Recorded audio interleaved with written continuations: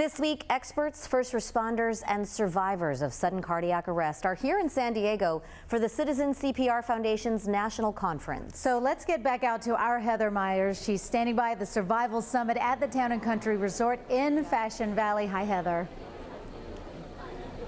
Yeah, Anna and Marcella, as you can hear behind me, it's getting busy here, and in just about 30 minutes, some of the survivors of sudden cardiac arrest will be on stage sharing their stories. In the meantime, the education about CPR continues, making sure that not just everybody, the hundreds of people who are here today, but really everybody across the nation not only has the education on how to do CPR, but also has access to a defibrillator. So to meet some of these survivors, we have an incredible story for you here this afternoon. I want to introduce you to Kristen and Will Flannery from Portland. First of all, thank you so much for joining us here on the floor. We appreciate your time. Yeah, thanks for having us.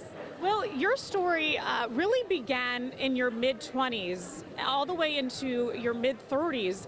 Let's just go back for a moment. Talk about what happened when you were about 27 years old.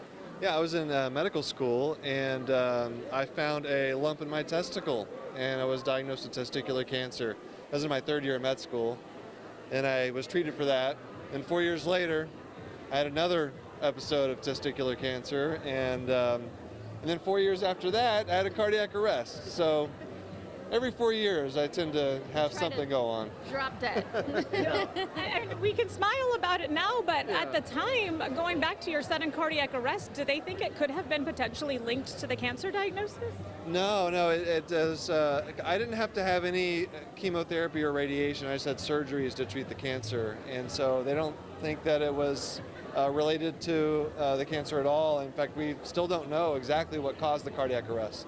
Do you remember that night at all? I was unconscious. No, Kristen remembered the whole thing, though. So, Kristen, tell me about your version of events in the middle of the night. Yeah, I woke up at about 4:45 in the morning, the night after Mother's Day in 2020, and he was making, really startling, loud, snoring kinds of sounds, and they woke me up, and it turned out that it was agonal respirations, which is what the body does when it's dying. So I called 911, and the dispatcher walked me through CPR, and I did CPR on him for 10 minutes before help arrived, but he turned out all right, so it was a wonderful outcome.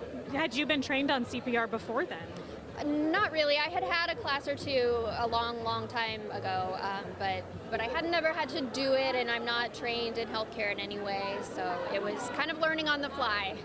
Which we're watching some of these children and adults learn how to do CPR on the fly, so to speak, right now, getting a little bit of education. Who knows later on in life when this could actually save a life? We hear some of the numbers, and they're truly shocking. Will, how are you doing now? I'm doing great, all thanks to this wonderful lady right here. We're sharing this message of learning CPR and supporting the people who do CPR because it's a hard thing to do and to ask bystanders to perform CPR, and so supporting them and just spreading the message of how it's something that can easily save a life, if you just do it. And before we go here, you all have a TikTok page, and a lot of it's dedicated to your story and to what happened. For people that want to find you there, where do they go? Yeah, it's Dr. Glockenflecken. You can find me on TikTok, YouTube, Twitter. Yeah. Well, Kristen, thank you so much for sharing your story and for really jumping in there. That's tough. My heart goes out to you. Oh, thank you. All right, thank you both. For more information on this CPR Summit, I do want to share a website with you at citizenscpr.org. Anna, Marcella? Thanks so much, Heather. And it's so wonderful to hear the survivor story.